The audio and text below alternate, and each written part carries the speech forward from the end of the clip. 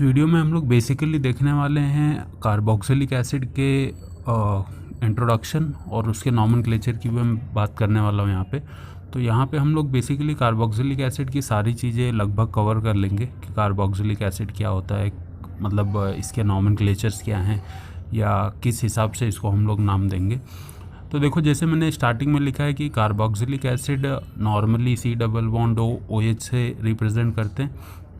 अगर ये main chain पे आ रहा है तो इसको हम लोग सिंपल सा ओइक एसिड लिखते हैं और जॉइनिंग पे इसको हम लोग कार्बोक्सी लिखते हैं। तो ये तो इसका मेन फॉर्मेट है कि मेन चेन पे आया तो कार्बोक्सिलिक एसिड या ओइक एसिड लिखेंगे, और अगर जॉइनिंग पे आता है तो इसको हम लोग कार्बोक्सी लिखेंगे। अब यहाँ पे जैसे मैं कुछ चीज़ें रिप्रेजेंट करूँ तो ये देखो, जैसे कार्बोक्सिलिक एसिड का फर्स्ट फॉर्म है। बेसिकली होता क्या है कि एक R ग्रुप होना चाहिए, और उस R ग्रुप के बाद जब इसमें यहाँ पे OH आता है C+OH तो इसको हम लोग कार्बोक्सिलिक बोलते हैं। बट अगर सपोज़ करो यहाँ पे कोई R ग्रुप नहीं है और सिर्फ H है तो ये पहला फॉर्म होता है इसका कार्बोक्सिलिक एसिड का, इसीलिए इसको हम लोग क्या बोलेंगे, फॉर्मिक एसिड।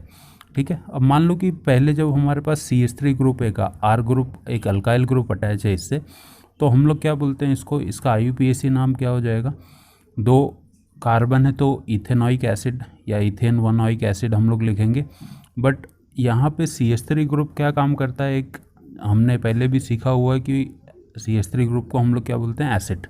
तो इसको हम लोग शॉर्ट में कॉमन नेम इसका क्या है, नॉर्मली इसको हम लोग एसिटिक एसिड लिखेंगे। तो ये कॉमन नेम है इसका, एसिटिक एसिड। बट ये ज़्यादा फेमस जो है कंपाउंड इसी नाम की वजह से है, तो इसको ज़्यादा करके बुक्स वगैरह में प्रेफर करते हैं। बट अगर IUPAC नेम की बात करूँ तो इसका नाम क्या हो जाएगा, इथेन 1 एसिड या फिर इथेनॉइक एसिड। नॉर्मली इनका 2 फॉर्मेट, एक फॉर्मिक एसिड और दूसरा हमारे पास क्या था, इथेनॉइक एसिड। अब अगर हम लोग नेक्स्ट की बात करें तो सपोज़ करो यहाँ पे ऐसे तो हम लोग इसको रिप्रेजेंट करते हैं ये R ग्रुप है हमारा। R अब कितने भी हो सकते हैं, यहाँ पे कोई भी अल्काइल ग्रुप हो सकता है, इथेन, मीथेन, प्रोपेन, ब्यूटेन, जो भी है। ठीक है। अब ये डायरेक्टली इससे अटैच है। तो अब अगर हम लोग नेक्स्ट नॉमेनक्लेचर वगैरह की बात करेंगे तो देखो इसका नाम क्या हो जाएगा।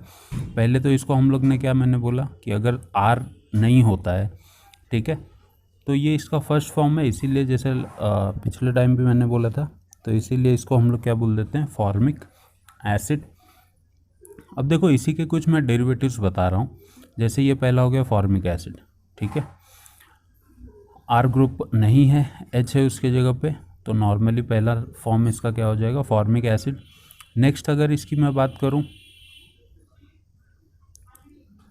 ठीक है, और ये फॉर्मिक एसिड अगर तुमने बुक्स वगैरह पढ़ी हैं तो तुमको पता होगा कि ये फॉर्मा जो वर्ड है ग्रीक का है, जो रेड एंट के पास मिलता है। ठीक है, यही एसिड वो रिलीज़ करता है अपनी बॉडी से, जिसकी वजह से हमको ईचिंग वगैरह होती है रेड एंट के काटने के बाद। अब नेक्स्ट देखो, अब कार्बोक्सिलिक एसिड जो है, ठीक है, ये कुछ उसके ऐसे एग्जांपल हैं, थोड़े अलग हैं जो बेसिकली है। अब देखो ऊपर जो कार्बोक्सिलिक एसिड है उसको हम लोग, अगर इसकी काउंटिंग की मैं बात करूं तो हमारे पास क्या होता है कि अगर हम सपोज़ करो कि 3 कार्बोक्सिलिक एसिड हैं और तीनों काउंट नहीं हो रहे हैं इसमें, तो हम लोग इसको क्या कर देंगे, नॉर्मली पेंटेन 1,5 डायोइक एसिड में कन्वर्ट कर देंगे। अब जैसे ये स्ट्रक्चर था, देखो लास्ट टाइम लिखा था मैंने। अब यहाँ पे तीनों भी कार्बोक्सिलिक एसिड हम लोग एक साथ में काउंट नहीं कर सकते, तो इसको क्या करोगे, तीनों को छोड़ देंगे, या तो इसको हम लोग डायरेक्ट पेरेंट चेन में लिख सकते हैं, ठीक है, या तो इनको एज अ जॉइनिंग लिख देंगे साथ में। अब देखो ये तीनों कार्बोक्सिलिक एसिड जॉइनिंग पे आ गए, तो इनको हम लोग डायरेक्टली क्या लिखेंगे, 1 पे, 2 पे और 3 पे क्या है अपने पास, देखो ये 1, ये 2, ये 3। जो पेरेंट चेन है वो तो पेंटेन की है, लेकिन 1, 2, 3 पे तीनों जगह पे क्या अटैच है, कार्बोक्सी। या तो इसको मैं ऐसे नाम लिख दूँ और हमारे पास पेंटेन, प्रोपेन, या इसी चीज़ को हम लोग उल्टा भी लिख सकते हैं, प्रोपेन 1, 2, 3 ट्राई कार्बोक्सिलिक एसिड, ऐसे भी लिख सकते थे उसको। अब नेक्स्ट स्ट्रक्चर जो है हमारे पास, यहाँ पे सपोज़ करो मैंने ऐसे कुछ बनाया हुआ है। जैसे ही सपोज़ करो यहाँ पे होना क्या चाहिए था, H होना चाहिए था, लेकिन अगर मैं बोलूँ कि ये H यहाँ से बाहर निकल गया है, तो अब देखो इसका स्ट्रक्चर बेसिकली क्या होगा, ऐसे दिखेगा ये हमको, यहाँ पे O, यहाँ पे H। जब यहाँ से H+ निकलता है तो ये जो दोनों इलेक्ट्रॉन्स हैं ये किस पे शिफ्ट हो जाएंगे, यहाँ के दोनों इलेक्ट्रॉन ऑक्सीजन पे शिफ्ट हो जाएंगे। तो ऑक्सीजन क्या कंटेन करता है, नेगेटिव चार्ज, और इसी कंपाउंड को हम लोग बोलते हैं एसीटेट आयन। ये पहले क्या था, ऊपर एसिटिक एसिड था, लेकिन एक H+ रिलीज करने के बाद ये किस में कन्वर्ट हो जाएगा, एसीटेट आयन में। तो ये हमने फेलिंग सोल्यूशन में भी देखा था, टॉलरेंस रिएजेंट में एसीटेट आयंस फॉर्म हो रहे थे। तो एल्डिहाइड का जब भी हम लोग ऑक्सीडेशन करते हैं बेसिकली, तो ये एसीटेट आयन वहाँ पे हमको देखने को मिलते हैं।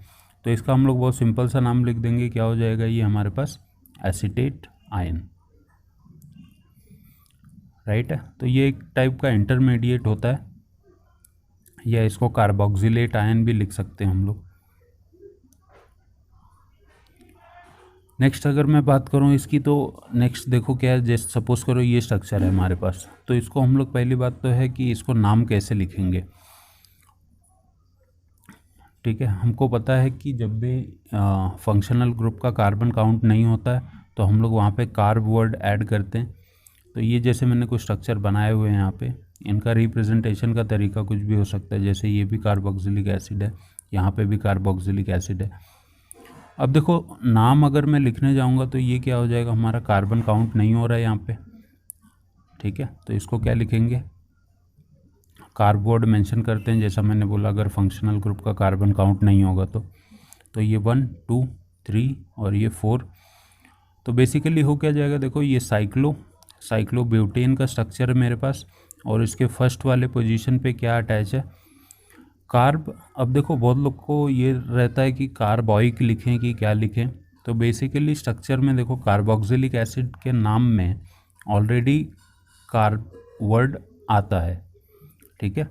तो कार्बोइक एसिड लिखने की कोई भी ज़रूरत नहीं है, ऐसे हम लोग लिखने को तो लिख सकते हैं बट कोई लॉजिक नहीं बनता, इसके वजह से हम लोग इसको डायरेक्ट कार्बोक्सिलिक एसिड लिखते हैं, ठीक है। नेक्स्ट की अगर मैं बात करूं तो इसको डायरेक्ट हम लोग कार्बोक्सिलिक एसिड लिख सकते हैं, कोई ज़रूरत नहीं, यहाँ पे कार्ब वर्ड मेंशन हो रहा है तो इसको डायरेक्ट हम लोग ऐसे लिख सकते हैं। नेक्स्ट स्ट्रक्चर क्या हो जाएगा, साइक्लोपेंटेनोइक या पेंटेन 1 कार्बोक्सिलिक एसिड के फॉर्मेट में लिख देंगे। अब सपोज़ करो हमारे पास ये स्ट्रक्चर है, तो यहाँ पे देखो काउंटिंग कैसी होगी। अब अगर सपोज़ करो इसको 1 ले ले, इसको 2, इसको 3 और इसको 4, ठीक है। तो ये जो CH3 है ये क्या हो जाएगा, एज अ जॉइनिंग काउंट होगा, सफिक्स काउंट होगा। तो इसको क्या लिख देंगे, 3 पे मिथाइल, और पूरा स्ट्रक्चर क्या है यहाँ पे ब्यूटेन का स्ट्रक्चर है, और 1 पे भी और 4 पे भी क्या है अपने पास, ओइक एसिड। तो इसके वजह से इसको हम लोग 2 बार आ रहा है तो डाइओइक एसिड लिखेंगे, ठीक है। तो ये नाम हो जाएगा इसका सिंपल सा। इस पे देखो, इसको नॉर्मली हम लोग क्या लिखते हैं, बेंजीन पे कार्बोक्सिलिक आ गया तो बेंजेनोइक एसिड लिख देंगे। हालांकि ये IUPAC ने अभी तक रूल कुछ बोला नहीं है कि यहाँ पे हम कार्ब वर्ड यूज़ नहीं करेंगे, ठीक है, बट बुक्स वगैरह में नहीं दिया होता है, इसके लिए हम लोग इसको बेंजोइक एसिड ही नाम प्रेफर करते हैं लिखने को। इसको हम लोग बेंजीन 1 कार्बोक्सिलिक एसिड भी लिख सकते हैं, बट ये नाम काफ़ी लेंदी हो जाता है, जिसकी वजह से हम लोग बेंजोइक एसिड को ही ज़्यादा प्रेफर करते हैं, और ये बुक्स वगैरह में भी यही नाम इसका मेंशन होता है। तो इसका करेक्ट नेम होगा बेंजोइक एसिड ही, और हमको यही देखना है, यही प्रेफर करना है। बेंजेनोइक एसिड भी हम लोग नहीं लिखते हैं इसको। नेक्स्ट देखो कुछ स्ट्रक्चर है, जैसा मैंने बोला था कार्बोइक एसिड हमको नहीं लिखना है, तो इसका नाम देखो, जैसे साइक्लोब्यूटेन 1 कार्बोक्सिलिक एसिड, मैंने कुछ नाम लिखे हैं, साइक्लोपेंटेन 1 कार्बोक्सिलिक एसिड। थर्ड वाला जैसे देखो नेक्स्ट, ये क्या हो जाएगा हमारे पास, propane 1 2 3 tricarboxylic acid, cyclopropane 1 2